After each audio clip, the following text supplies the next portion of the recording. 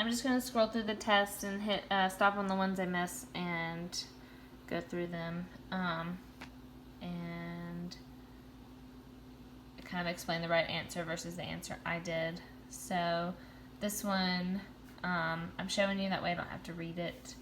But it's basically a frequent blood sampling through an IV for a month, and the answer was a PICC line. I did not put it together that peripheral inserted central catheter is a PICC line. Also felt like this was nurse focused, and it just didn't click with me. It didn't feel like my wheelhouse. I know we need to know a little bit of this stuff, but it didn't click. So moving on to the next one. Let's see. I think it's about the fixed wing unpressurized cabin. Yep, fixed wing medical transport.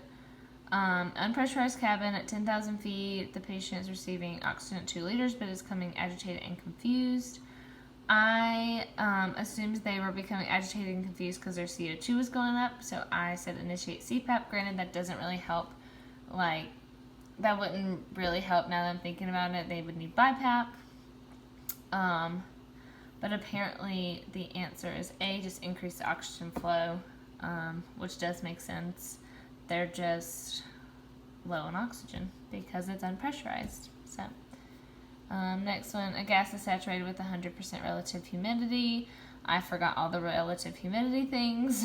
So I just kind of picked one and said B, but apparently the answer is 70%.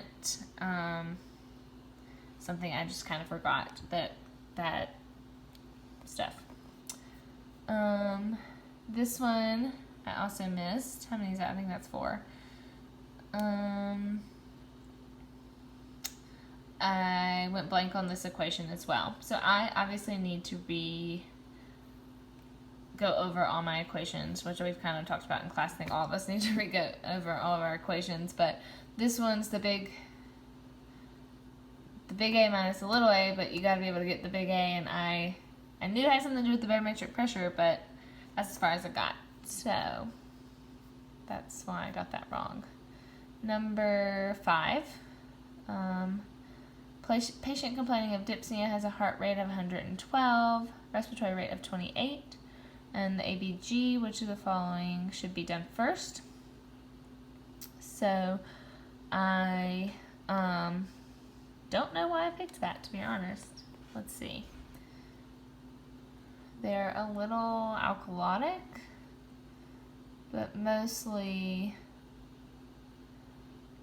hypoxic. So yeah, it makes sense to switch to a non-rebreather. I just had a brain fart, I guess, in that moment. I don't know why I like CPAP for some reason, apparently. Alright, find number 6. High pressure alarm is sounding frequently and wide fluctuations in pressure are noted. A respiratory therapist's most appropriate action is to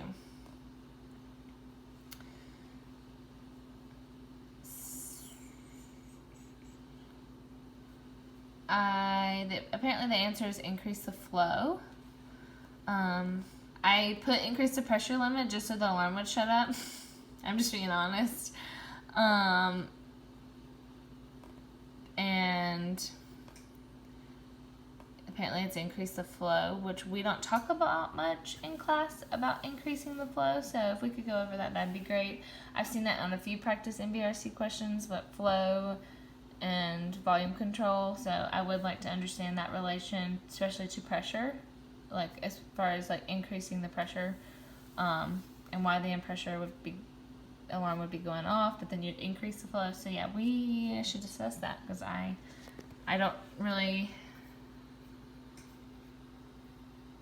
Apparently, increasing the flow will more adequately meet the patient's inspiratory flow demand. So I guess we're not meeting their needs. Okay, I think that was number 6. So 7.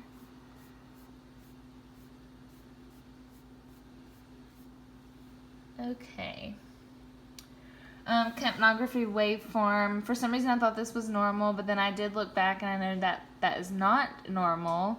That's actually obstruction. I did look back over my images, and normal has more of like a square pattern, and so I do remember this now being obstruction. All right, number 8. Let me find a number 8. Here's 8. A respiratory therapist is evaluating a 43-year-old female who reports a history of nausea and insomnia since she started using nicotine patches 1 week ago. The appropriate action for a respiratory therapist is to suggest switching to a lower dose. I really didn't have a clue. I'm just being honest. I didn't know that if these were normal side effects. I didn't know if we had the power to tell them to switch to a lower dose. So yeah, but apparently that's what you do, is switch to a lower dose. Apparently she's having too much. All right, 2 more. A patient lost an unknown quantity of blood as a result of a motor vehicle crash. To fully assess oxygen delivery, a respiratory therapist should. CBC will provide a hemoglobin value that is used to calculate oxygen delivery. I don't know why I didn't connect the dots that CBC has a hemoglobin. So now I know. All right, 1 more. A respiratory therapist would recommend decreasing in this one. This might be the one I brought up in class.